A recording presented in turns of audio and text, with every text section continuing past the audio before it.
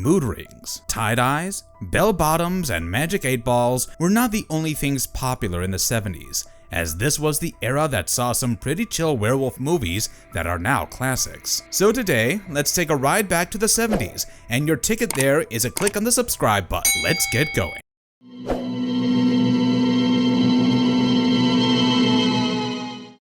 Curse of the Devil. In medieval Transylvania, Irenaeus Daninsky kills the evil nobleman Barna Batory and attacks his wife Elizabeth, the leader of a cult of witches. He captures her and has her burned at the stake. With her last breath, Elizabeth curses the Daninsky bloodline, saying that one of his descendants would accidentally kill one of her descendants, which would set in motion the curse that would plague all succeeding Daninskys. Centuries later, Count Waldemar Daninsky kills a werewolf that turns into a gypsy man after death. The group that the man belonged to selects a woman, Ilana, to seduce him and turn him into a werewolf. Ilana pretends to be sick while Waldemar is out, and he brings her into his castle to look after her. She easily seduces him, and on the night of the Walpurgis, she presses the fangs of a werewolf skull into his chest. She escapes soon after, but is butchered by Janos Vilja, an insane axe murderer who had recently escaped from the cops. As Waldemar healed from his physical and emotional wounds, an elderly engineer, Laszlo Wilowa,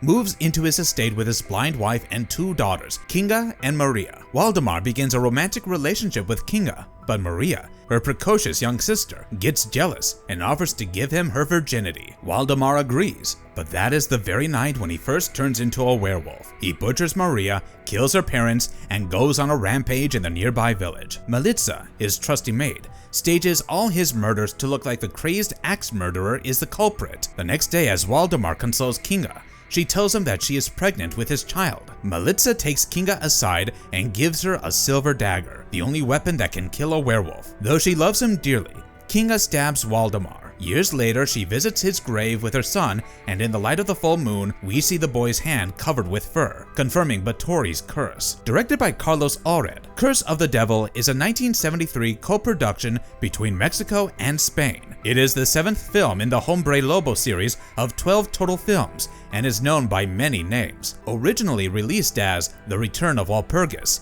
the movie was released as Night of the Diabolical Orgy in Germany, Night of the Killer in Mexico, and The Mark of Dracula in France. Paul Naschy, arguably the #1 horror actor in Spain in his time, delivers a cheesy performance in this movie that you would regret missing.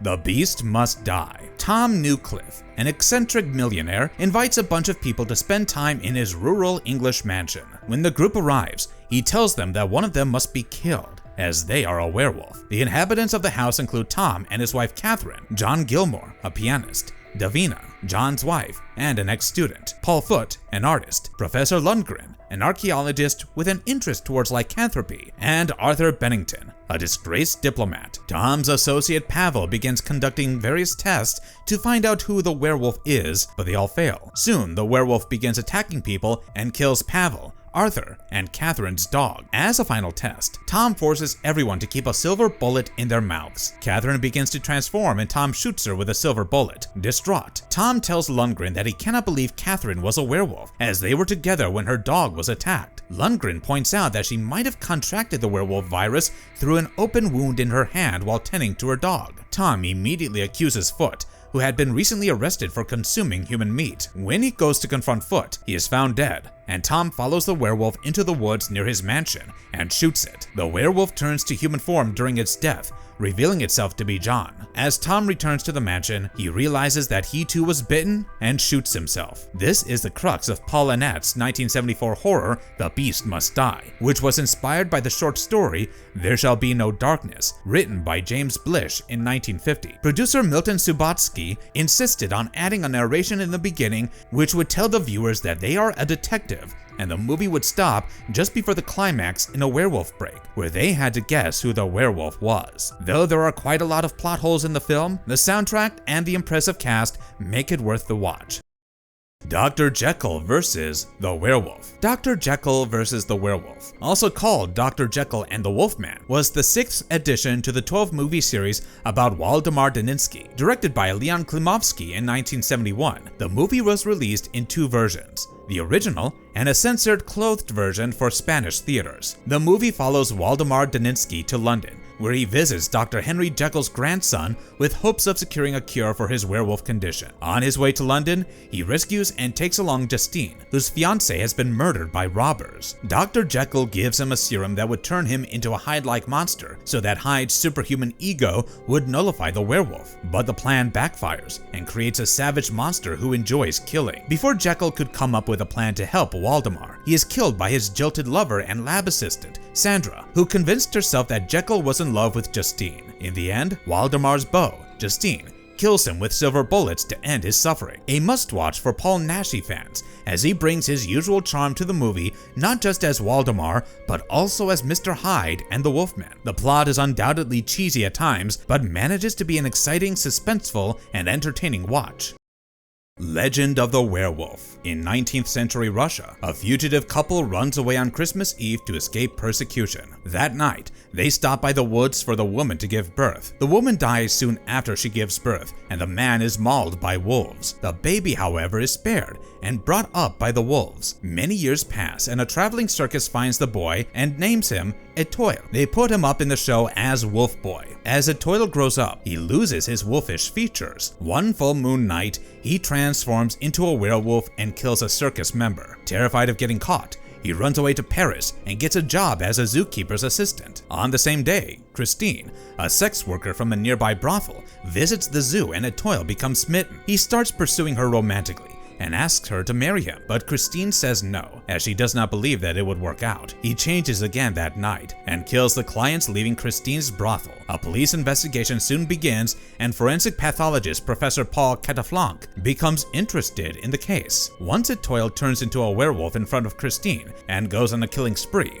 Paul gets to one of his victims before they pass away, and he tells Paul that the perpetrator was a werewolf. The next night, Paul finds Etoile hiding in a sewer and offers his help. However, before Etoile can accept, a cop who had followed Paul shoots Etoile with a silver bullet and kills him. An uncredited adaptation of Guy Endor's The Werewolf of Paris. Legend of the Werewolf was directed by Freddie Francis in 1975 and was Renee Houston's last movie. Though the makeup and plot appear rather mundane, the movie had some good acting by David Rintoul and Peter Cushing that makes it a promising watch.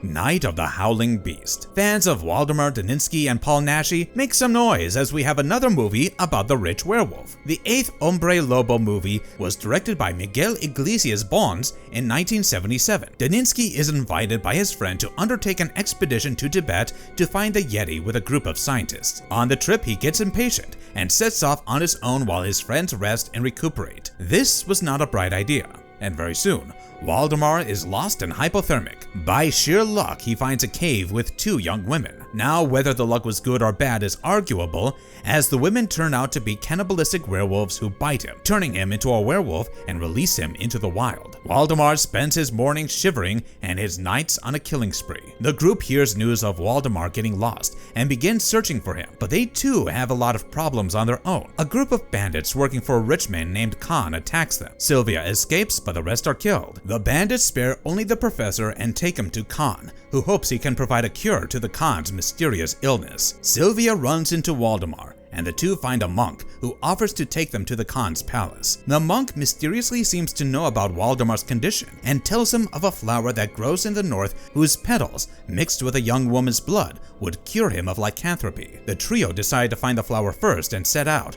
but are intercepted by Khan's men. The monk is killed, and Sylvia and Waldemar are chained up in Khan's dungeons to be tortured by the cannibalistic werewolf woman we saw in the cave, who is now pretending to be Khan's physician. But our hero frees himself and fights the Khan and the woman. Both of them are killed. Waldemar walks out hand in hand with Sylvia. Despite also being called the werewolf and the Yeti does not play an influential role in the movie plot. Quite an unmissable film if you like good music and fun B-films. Moon of the Wolf. The Louisiana bayou town of Marsh Island is shocked to discover the mangled body of a young woman. The victim's raging brother, Lawrence Beriffers, tells Sheriff Aaron Whitaker that the culprit was her mysterious lover. Her father, Hugh, however, has a different theory and blames the rougarou, a French term that the sheriff does not understand. The sheriff's investigation takes him to Andrew Rodanth, a potential lover of the victim, who claims that he was sick the night of the murder. Lawrence finds out the identity of his sister's lover, the local doctor, before Whitaker, and attacks him. Pending further investigation, Whitaker has Lawrence arrested. The next day, Whitaker is shocked to see Lawrence and his deputy killed in the sheriff's office. Andrew volunteers to be the sheriff's deputy and starts helping Whitaker nab the perpetrator. Meanwhile, Hugh gives the sheriff and his deputy a potion that would repel the Rugaro. Andrew takes one sniff at it and starts convulsing. He's immediately taken to the hospital, while Louise, Andrew's sister, offers to talk to Hugh as she is fluent in French. Louise reveals that Hugh was talking about the French word for a werewolf, loup-garou, not rougarou. Back at the hospital, Andrew escapes, causing Whitaker to start a manhunt to capture him. Andrew goes to his house and attacks his sister, who shoots him just as the sheriff arrives. In his death, he turns back to his human form. Daniel Petrie's Moon of the Wolf is based on Leslie H. Whitten's novel of the same name. It was a TV movie made in 1972 for ABC Movie of the Week. The solid cast of John Davis Chandler, Royal Dano, and David Jansen are the saving grace of the movie. It's quite mysterious too if you're hoping to have a suspenseful time.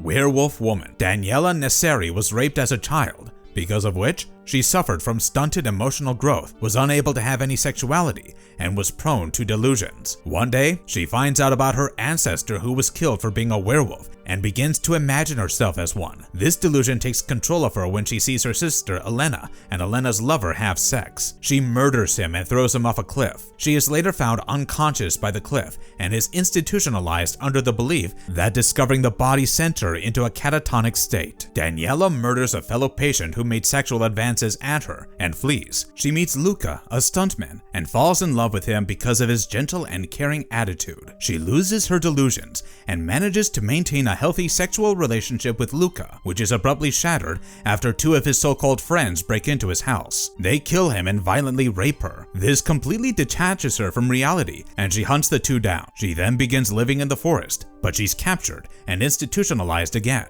where she dies. Her father commits suicide from the grief. This is the story of La Lupa Manara, or The Werewolf Woman, director and writer Rito Di Silvestro's 1976 horror flick. An ardent fan of the movie is Quentin Tarantino himself, who called the movie an outrageous exploitation flick that is guaranteed to wake the audiences up. Yes, we understand that this is not a typical werewolf movie, but don't knock it till you try it, as it is quite an original idea. But be warned, as it may be too violent and graphic for some of you. The Werewolf versus the Vampire Woman. Waldemar's previous adventures land him on an autopsy table where two doctors surgically remove the silver bullets inside him. He is revived by this and kills the doctors to escape. Meanwhile, students Elvira and Genevieve seek shelter in Waldemar's castle as they are searching for the grave of Countess Wandessa Darvula de Nadasi, a historically famous murderer. They not only find her, but also accidentally revive the medieval vampire after Elvira bleeds onto her seemingly dead body. Now awakened, Wandessa roams the forest killing people and turning many into vampires like her. One of her victims is Genevieve herself. It is up to Waldemar to stop her, and he is successful in his mission, but dies in the hands of Elvira soon after, who plunged a silver cross into him to end his suffering. The 70s were clearly a busy time for Paul Naschy, as he starred in a lot of these Daninsky movies during this era. La Noche del Walpurgis, or The Walpurgis Night, also known as The Werewolf versus the Vampire Woman, was the most financially successful Naschy film of all time, and is one of 8 collaborations with director Leon Klimovsky. Out of all 12 movies about Waldemar Daninsky, this is clearly the best, with a bit of everything in it. The Boy Who Cried Werewolf. Robert and his son Richie are in their family mountain cabin when a werewolf attacks them. After biting Robert, the werewolf falls into a ravine where he turns back into a human. Neither Robert nor the cops who arrive later believe Richie's werewolf version of events, and he is taken to a therapist. The therapist ties Richie's fantasies to trauma and suggests going back to the cabin. Back in the cabin, Robert converts into a werewolf and slaughters a newlywed couple while Richie hides in abject fear. Robert, however, has no memories of the previous night. Richie becomes more insistent about his werewolf theory now, and Robert's only smart idea is to have some family time with his estranged wife Sandy and Richie in the cabin. They set out once again, and as the moon begins to rise, Robert realizes he is turning and asks Richie to lock him up in a shed. Sandy arrives just then and is curious about the noises coming from the shed. Richie tells her that it's his dad, but before he can give her an explanation, she opens the door. Horrified, Sandy hides with Richie while Robert attacks a hippie group camping nearby. When morning arrives, Sandy seeks the help of the local sheriff, who stations his men in the cabin. As night arrives, Robert attacks Richie in his werewolf form. The sheriff's men hail down gunfire on him, and as he tries to escape, he lands on a stake. As Richie is returned to his mom, she notices a bite mark on him. The Boy Who Cried Werewolf is Nathan H. Duran's 1973 movie, which Duran came out of his retirement to make and is the full stop in a career of 20 years. Though the movie seems formulaic at times, we promise that it will hold your attention from the beginning to the end if you give it a chance. Werewolves on Wheels. A biker gang, the Devil's Advocates, seeks shelter for the night in an old church, which is actually run by satanic cultists. They drug the bikers food and feed them well. As night falls, the bikers fall into a deep sleep and curse a female biker into the werewolf. She wakes up and bites her boyfriend, converting him as well. The next day, the gang leaves, unaware of the danger in their fold. Soon they begin to suspect something fishy, as each night brings new death. One night, the couple converge in front of them, and the bikers slaughter them both. The bikers return to the church to get their revenge, but are shocked to see themselves in the church procession. Werewolves on Wheels is one of those movies that is good to laugh at and not laugh with. The plot is so full of holes it might even be confused with a sponge. The acting is barely passable, and the dialogues are simply the worst. But if you get drunk enough on a weekend, this movie is a riot. Try it and let us know. The Werewolf of Washington. Press Secretary for the White House in POTUS, Jack Whittier, is bitten by a wolf and he immediately blames the communists, as one does. But a kind gypsy woman tells him that it was her son, and since Jack was bitten, he too might have his symptoms. So she gives him a charm and wishes him well. Back in Washington, Jack begins to suspect that he is a werewolf after mysterious killings crop up in Washington around full moon nights. He explains this to his superior commander Salmon and asks him to lock him up, but the president calls Jack for a meeting with the Chinese prime minister at night, and at the same time, Jack begins to change. He attacks the president and makes his way to Marion, the president's daughter and Jack's lover. Marion shoots him with a silver bullet, and like all werewolves do, he returns to his human form in death. To save Jack's memory, many witnesses lie and say Jack sacrificed himself to save Marion from the real perpetrator. As the closing credits roll, we hear an address from the president, where he slowly but surely turns into a werewolf. Directed by Milton Moses Ginsburg, Werewolf of Washington is a movie that would delightfully tickle your historical and political sense as it satirizes many members of the Nixon administration. Released in 1973, the movie has a cinematography so dark that you would think your eyes are closed, but the makeup really covers for it, and the dialogues are really fun at times. Watch it if you like your horrors less scary and more funny. The Werewolf of Woodstock. Bert, a hippie-hating farmer, gets drunk and decides to destroy a stage left behind at Woodstock. The stage was still attached to electric lines and jolted him so hard that his chromosomes scrambled. He is bandaged up and recommended plenty of bed rest. The next time there's an electrical storm, he is transformed into a werewolf and kidnaps a woman from a rock band who is recording their album at the Woodstock site. His rampage continues every time an electric storm hits, and he kills a dog, a cop, and a doctor. LA detectives Moody and Kendi are put on the case, and they deduce it to be a werewolf. They try to lure him out using rock music as he despises it, but Bert does not return, as he is completely changed into a beast even without the electric storms. Bert leaves on a dune buggy with his hostage and is pursued by Moody, Kendi, and Lieutenant Martino. The chase ends with Martino shooting the werewolf to its death. Directed by John Moffat, The Werewolf of Woodstock is a 1975 TV film. This is again one of those movies that are so bad it's good, and if you have a penchant for them, this movie should be at the top of your list. Death Moon. Jason Palmer, a manager, is plagued by nightmares. Unable to suffer these nightmares any longer, he visits a doctor who simply tells him to take a vacation. Palmer is weirdly drawn to Hawaii and decides to take a vacation there. At the very time he arrives, a series of murders takes place. Palmer starts falling for Diane May, a traveling businesswoman. Soon he discovers that his grandfather had once worked there and had destroyed a pagan altar, inviting the wrath of a curse that turned every male in his bloodline into a werewolf. Will Jason discover the cure to his curse, or will he continue his murders till his death? Will he lead a happy life with Diane, or is she going to end up as one of his victims? Watch Bruce Kessler's 1978 made-for-TV flick Death Moon to find out. As far as made-for-TV movies go, this isn't that bad. Safe to say it did not win any Academy Awards, nor is it gonna end up in the best movies of all time lists. But if you like 70s monster and horror flicks, Death Moon will embrace you like a warm hug. Marvelous verdict. We hope we gave you werewolf fans a good list to binge and eat popcorn over the next weekend. Let us know which one of these is your favorite, and if we forgot to add any, please let us know in the comments below. We'll soon be back with more awesome content, and until then, stay human. Goodbye.